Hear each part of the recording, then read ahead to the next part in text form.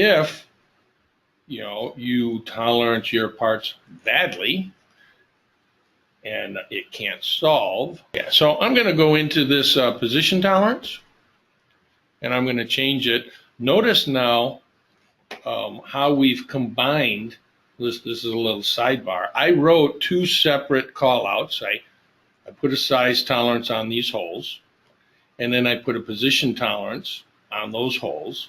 But now if I go into either one of these, it's showing me that, hey, these two features have got a size tolerance on it of 0.2 and a position tolerance on it of 2.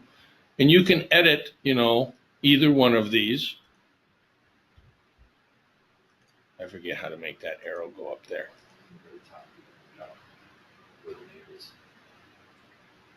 On the very top.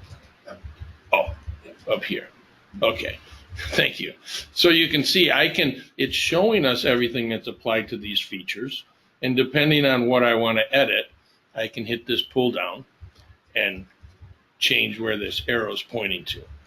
I want to just change this to 3 millimeters. Okay.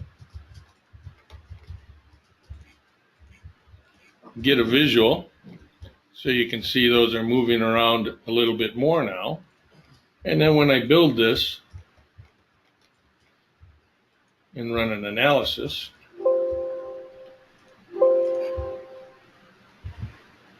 now you can see it's still built, but now it could only build 1,982. So based on how we toleranced our parts and how we're trying to constrain it, meaning locating the lifter with the whole pattern, it can't solve it. So now you would have to address this by either increasing the clearance holes on increasing the holes on your lifter, decreasing the position tolerance on your lifter, decreasing the pin size on your base, whatever you need to do. If we look at, let me minimize some of my tree here.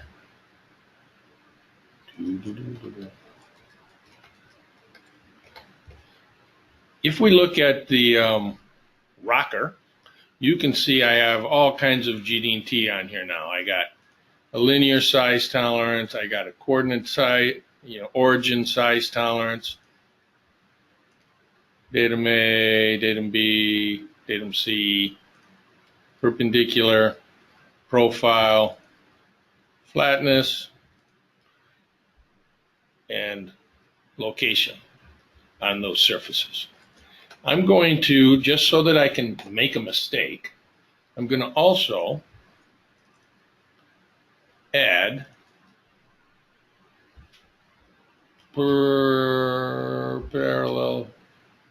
parallelism. Add to this top surface. Oh, that top surface was datum B, wasn't it? Sorry, I don't want to do that. Let's add this bottom surface. So I got parallelism. I'm going to say 3 millimeters so I can see something, and I'm just going to say okay. Okay. So you can see that surface is deviating for parallelism. However, I did not define it back to any datums, and if you don't do that, then just like our original software, we are deviating it from nominal, and it's not related back to a datum reference frame. So when you're all done with tolerancing your parts, actually when you're all done writing moves, tolerancing, and measurements, obviously the first thing you want to do is hit validate. And you can see that I have an, rigid body move uses a non-point. That's an error I didn't know I made.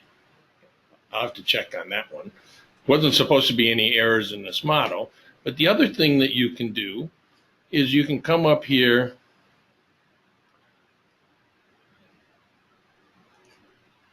and you can run your tolerance wizard. This is, a lot of people don't know about this. It's a very nice function. I'm starting to use it more and more, and I'm liking it more and more.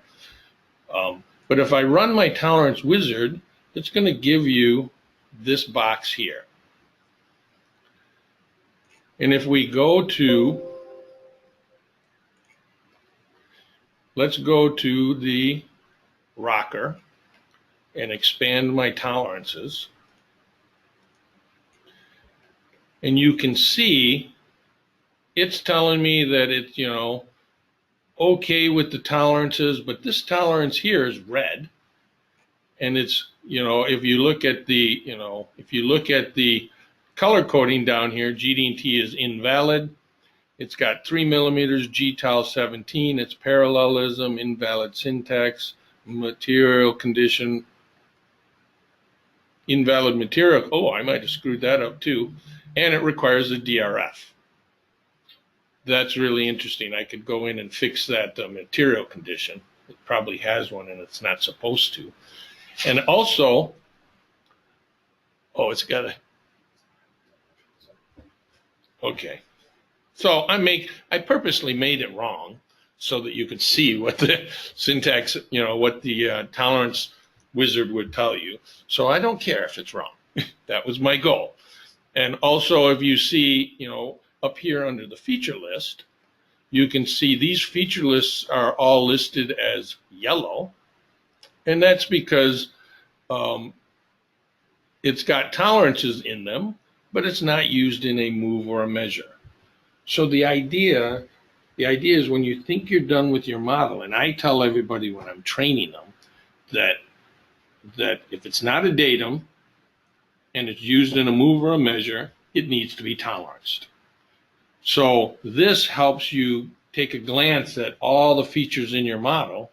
And if I have a feature that's in my model that's not being used, it's going to show you up here. If I have some GD&T that's wrong, it's going to show you down here. And then, we have validations for moves and measures as well. I just wanted to show you quickly that this function exists and that you can use it to help validate your GD&T.